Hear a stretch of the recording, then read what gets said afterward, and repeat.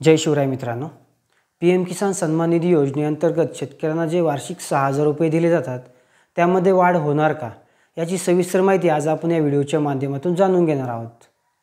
तर मित्रांनो, PM किसान सन्मान निधी योजनेअंतर्गत वर्षाला 6,000 रुपये शेतकऱ्यांना दिले जातात। 2-2 हजार रुपयाच्या 3 टप्प्यांमध्ये त्या ठिकाणी हे पैसे शेतकऱ्यांना भेटत आहेत। म्हणजे 4 महिन्याच्या अंतराने हे 2-2 हजार रुपये शेतकऱ्यांना दिले जातात। तर यामध्ये वाढ होणार का असा प्रश्न लोकसभेमध्ये त्या ठिकाणी उपस्थित करण्यात आला होता। म्हणजे 6,000 रुपयाचे 8,000 किंवा 12,000 रुपये तुम्ही करणार का? त्यावेळेस लोकसभेमध्ये उत्तर असं भेटलेलं आहे की असा कोणताही प्रस्ताव नाही किंवा असा कोणताही विचार नाही की हे पैसे वाढवण्याचा आहे।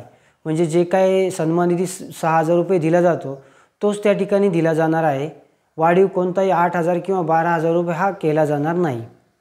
म्हणजे शेतकऱ्यांना जे काही 6,000 रुपये वार्षिक भेटत आहेत ते 7,000 रुपये वार्षिक त्या ठिकाणी शेतकऱ्यांना मिळणार आहेत। तर आता या योजनेअंतर्गत नवीन शेतकरी अर्ज करू शकतात का? तर नवीन शेतकरी या योजनेअंतर्गत अर्ज करू शकतात। स्वतः शेतकरीसुद्धा PM किसानच्या ऑफिशियल संकेतस्थळावरती त्या ठिकाणी स्वतः अर्ज करू शकता किंवा CSC केंद्रामध्ये जाऊन आपला अर्ज त्या ठिकाणी भरू शकता। फक्त त्यासाठी तुमच्या नावावरती जमीन ही 2019 सालाच्या अगोदरची असणं गरजेचं आहे। जर तुम्ही जमीन खरेदी केलेली असेल तर ती 2019 सालाच्या अगोदरची असेल तर तुम्ही या योजनेअंतर्गत त्या ठिकाणी पात्र होऊ शकता। म्हणजे तुम्हाला या योजनेमध्ये त्या ठिकाणी पात्र केलं जाऊ शकतं। कारण ही योजना 2019 साली चालू केली गेली होती, त्यामुळे ही अट त्यावेळेस टाकण्यात आली होती। ती अट आता जशीच्या तशीच आहे।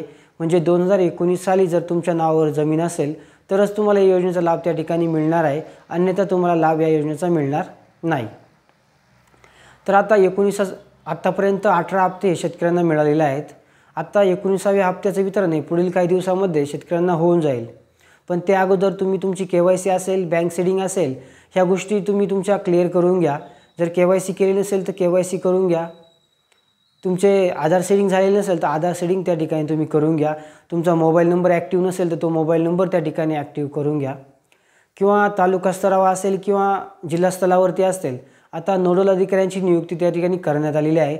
जर तुम्हाला काही प्रॉब्लेम असेल किंवा काही शंका असेल तर तुम्ही त्यांच्याशी त्या ठिकाणी संपर्क साधू शकता आणि त्यांच्याशी संपर्क साधून तुम्ही तुमच्या शंकेचं निरसन त्या ठिकाणी करू शकता।